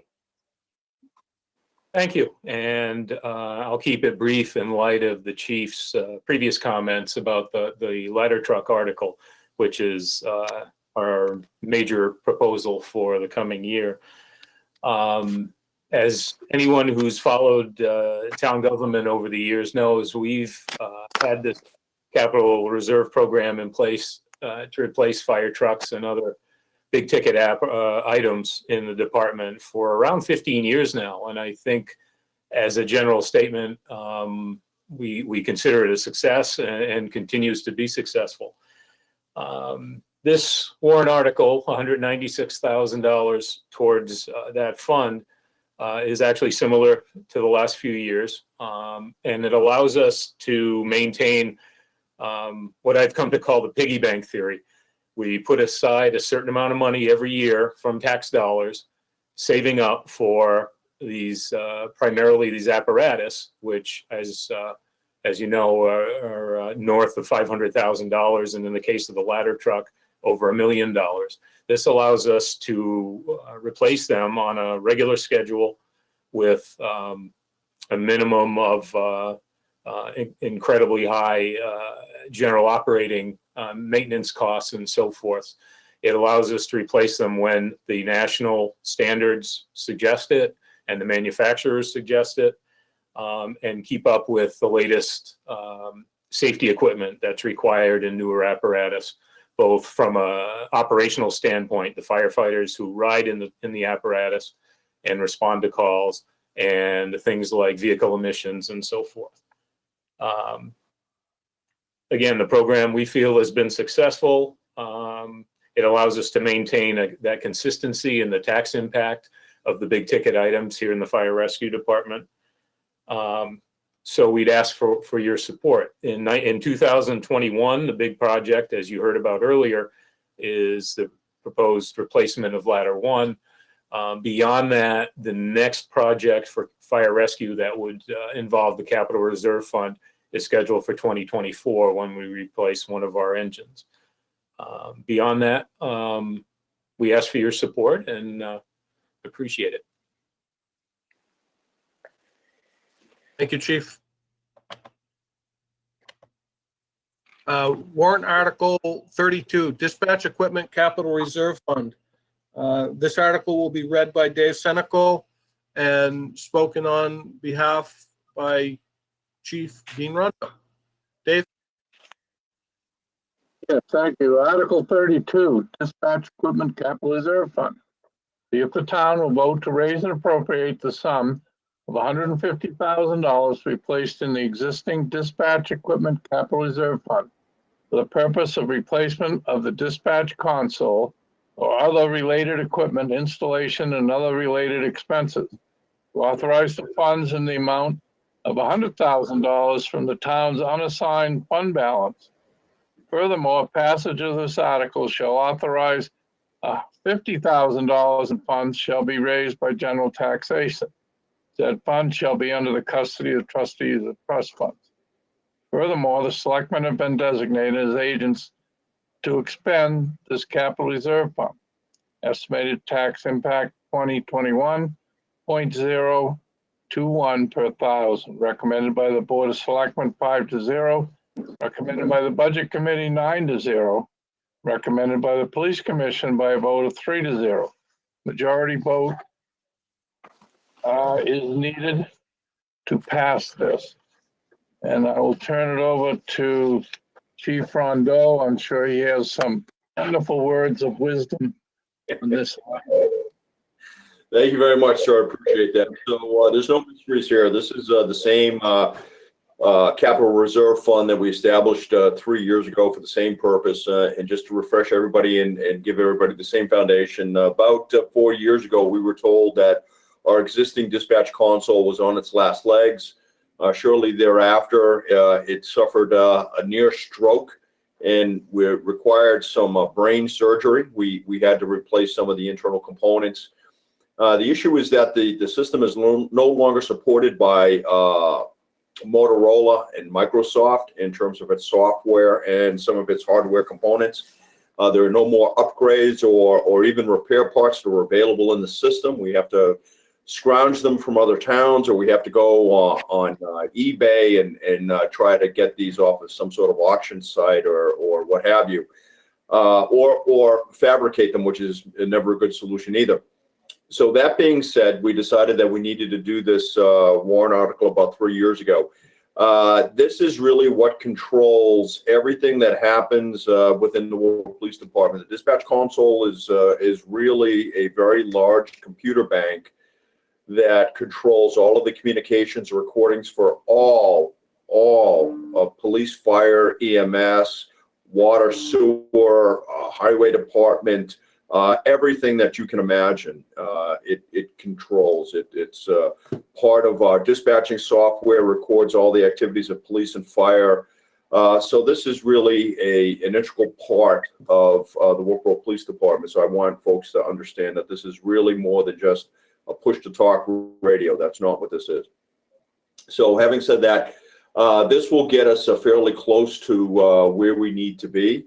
And if we should suffer a catastrophic failure, this amount of money would obviously be used to defray the cost of a purchase and or repair to the dispatch console. Obviously, it probably at this point, it would not be a repair, it'd be an outright purchase. Of course, we would have to be topped off in order to do that. Ladies and gentlemen, subject to your questions, that's all I have. Thank you, Chief. And I'd just like to note that last year, I believe it was, the chief came in with a request for $100,000. We pared him down to $50,000. This year, he came in with a request for $150,000. We had brought it back to $100,000, and then we brought it back up to the $150,000 by utilizing the unrestricted fund balance so that we could get Chief Rondo and the communications division of his department close to being able to get a project going if we have that catastrophic failure. So with that said, thank you very much, Chief. Thank you, sir. Warrant Article 33, transition to an appointed treasurer. Paul O'Brien's going to read this article, and I will be able to speak on its behalf. Paul? Thank you, Jim. Article 23, transition to an appointed treasurer. To see if the town will vote to authorize the Board of Selectmen to appoint a town treasurer in accordance with RSA 41:26E, rather than electing a treasurer. Further, to raise and appropriate the sum of $2,500 for the purpose of compensating the elected treasurer to teach an appointed treasurer the current system of operations. Estimated tax impact, 0.001 cent per $1,000 of assessed valuation. Recommended by the Board of Selectmen 5-0. Recommended by the Budget Committee 9-0. A majority vote is required. Briefly, we have had the benefit of an incredible human being as our town treasurer. The person has asked us to please give him an opportunity to have the second part of his life and retire. A treasury function in this town is basically, and it's not meant to minimize it, because it's an important function, balancing our checkbook and making sure that those funds are pulled from the right bank accounts. Nobody can look over that person's shoulder and tell that person what to do. This person balances the checkbook, and by the way, does a real good job at it. Actually goes after people if there's an outstanding check for $2. Goes after and makes sure that our town's checkbook is balanced. It's far different than what the finance function does in our town. Finance actually just catalogs the expenses. So we're very supportive of wanting you to think with us about how we go about finding a new treasurer. If we limit it to the town, we run the risk of only getting a treasurer from the town. If we cast a wider net, we may be able to find somebody who could do that important function and still maintain that statutory firewall that is required between the treasury function and the finance function of the town. With that, I'll turn it over to you, Jim. Thank you. Thanks, Paul. We all need to collectively thank Mr. Burt for his years of service to the community. He has done an amazing job. He's in here on a daily basis. He enjoys what he does. He has also alluded to the fact that he wants to just retire. And we should be able to do that for him. He's willing to work with us in bringing on an appointed treasurer. He thinks this is the way to go. Legal counsel feels that this is the way to go for our community. So we're asking you to allow the Board of Selectmen to transition to a point where we're appointing a treasurer rather than it being an elected position. It's a good system, it'll work, and you know, John definitely deserves the opportunity to retire. And John, I'd like to thank you personally for everything you've done. With that said, on to warrant article number 34, which will be read by Linda. I will speak on its behalf, and I believe other board members may have something to say. Article 34 is the reorganization of the Director of Public Works. Linda? Yep. To see if the town will vote to raise and appropriate the sum of $67,546 for the purpose of hiring a new Director of Public Works. Funding shall represent 6 months of wages and benefits for this purpose, which shall become effective on or after July 1, 2021. The new Director of Public Works shall oversee the administrative, the highway and streets, the garage, solid waste, and buildings and ground division. This position shall be funded through general taxation. Further, on or around July 1, 2021, the current Director of Public Works and Director of Water Sewer Utilities shall become the Director of Water Sewer Utilities and shall oversee water treatment, water distribution, sewer treatment, wastewater treatment plant divisions. In addition, the Director of Water Sewer Utilities shall provide project management and engineering support to other town capital projects which may require project management, engineering, and permitting. This position is funded from the Water and Sewer Utilities budget. The estimated tax impact for 2021 is 0.28 per 1,000 of assessed value, recommended by the Board of Selectmen 5-0, not recommended by the Budget Committee 3-5. Majority vote is required.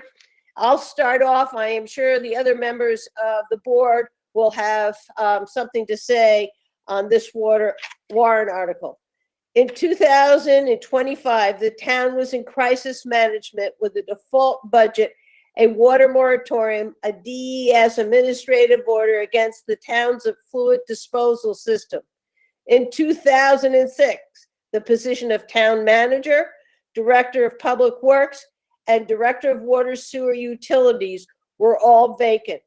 The Board of Selectmen realized the town needed to hire staff with expertise in sewer, water, and in public works.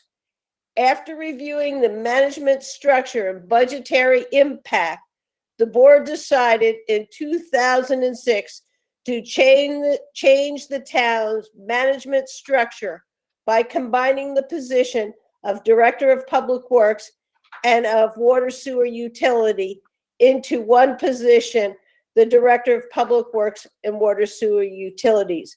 In late fall of 2006, Dave Ford was hired for his experience and expertise in these fields. Over the years, it became harder for the Director of Public Works and Water Sewer Utilities to cover all the workload for these two departments. In 2020, Town Manager Jane Pinio requested that the board support funding and hiring a consultant to evaluate the town's management structure of the Public Work and Water Sewer Utilities Department. The town hired Tate and Howard to evaluate these two departments. In July of 2020, the town received the Tate and Howard report, which recommended adding another administrative position and pointed out that the town needed a town engineer. Based on the Tate and Howard report, the town manager recommended a new management structure with two directors, one for Public Works and one for Water Sewer Utilities. The Board of Selectmen supports the town manager recommendation. This warrant article is seeking approval from the voters to fund the new Public Works director starting around July 1, 2021. And with this, I'll pass it on to any board members who would like to add some more comments. Yeah, I would. Dave Senical. I think that what Linda has said is what we were told, and as the town manager brought this before us, and it is a part of his job to give us the information we need, along with him, to run the town more efficiently. We believe from the reports that we have gotten from Jim and the report that Linda had mentioned, that we feel, at least I feel as well as I think the other board members, this is a necessary management tool at this time to help us run the town. Thank you. Yeah, this is Brad Harriman. If I could weigh in too, as a kind of retired public works director, I can really appreciate the amount of work that goes into this position here. And with the size of Wolfeboro, even though we're still a town, we offer a lot of the services that actually a small city offers to its residents in the area. I agree. I think this is a much needed reorganization. I think it's a well thought out plan. And I think the other board members will confirm the statement that we have been after, the previous at least 2 or 3 town managers and Dave Ford also on our asset management plans to really get these rolling, get them in place and stuff. And it's just one of with the workload that's been on this position here has been one of the things that has had to fall through the cracks over the years. And with our continued investment in our buildings and our infrastructure, these asset management plans are going to be huge in preparing us for the future for any funding and expenditures that have been coming out, so that we don't end up in a problem like we had back in 2006, as Linda mentioned, with our effluent disposal system, being put on a moratorium. So I completely agree. I think this is a very well thought out plan, and it's time for the town to really look at this and seriously consider this. So thank you for your support. Mr. Chairman? Yes. This is Paul O'Brien. I'd like to speak to this as well, if I might. I completely support what Jim Pinio has proposed to us. From what we've learned over this discussion is, we hired an individual back in 2006 and had to combine functions of the town to fund this professional engineer who was going to come and bail us out, pardon the pun, who was going to straighten out our effluent issues. And he did it. Check the box. There's still works to be done there. This function sits on top of about 80% of all of our capital spending that we have on an annual basis. Casey is going to help me verify those numbers, but if you just reflect on what we talked about today, 80% of our capital is going under that function. This function deals with a bunch of complexity. On one hand, we have to figure out how to get our effluent system to work. On another hand, we have to figure out how to keep our 66 miles of roads plowed, and then all of the things that go in between all of that. I look at this, and I think Jim will share with us, I look at this as what you'd call a concentration of risk. We have a function where a lot of risk is sitting in that function, and the right thing to do is to break it apart and specialize. Not that the person is risky, the function with all of the things going through it are risky. The right thing to do organizationally is break it apart. It's going to cost us $67,000 or some odd dollars this year to bring on the person who would now handle what is known as the public works function. That is, in my view, that is a very prudent investment. It is a smart thing to do because we'll get more laser focused. Not that the incumbent is not laser focused, we'll get more laser focused on those things that are important. The last thing, and this is something that we heard the other night, we haven't added one resource into the public works function in I think 14 years. And so we've grown our budgets, we've grown our responsibilities. We haven't added one resource. We've had resource turnover, but we haven't added one more person.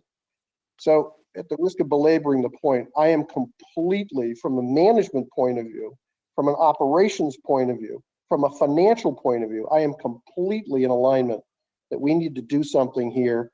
And the amount of money we're talking about, although it's $67,000, is money well spent in my view. Thank you, Mr. Chairman. Okay, so I'll go through what I have.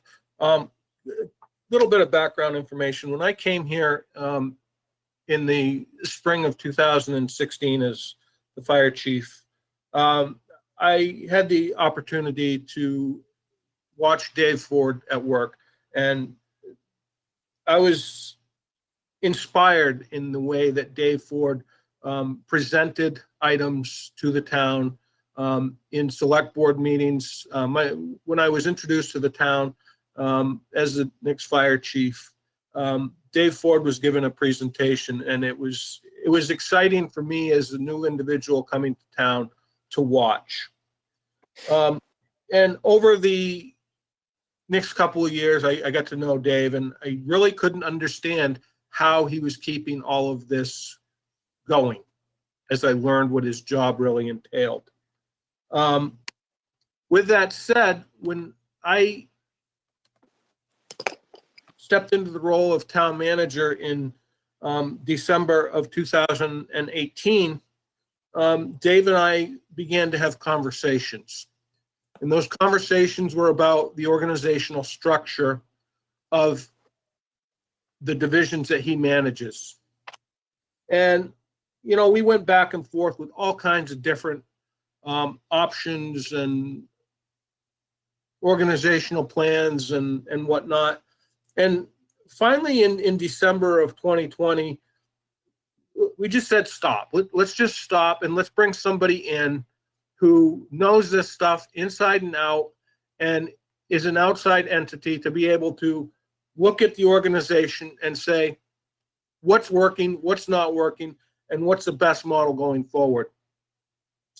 They went through, they came into Wolfeboro, and we contracted with them through a competitive bid process in December of 2020.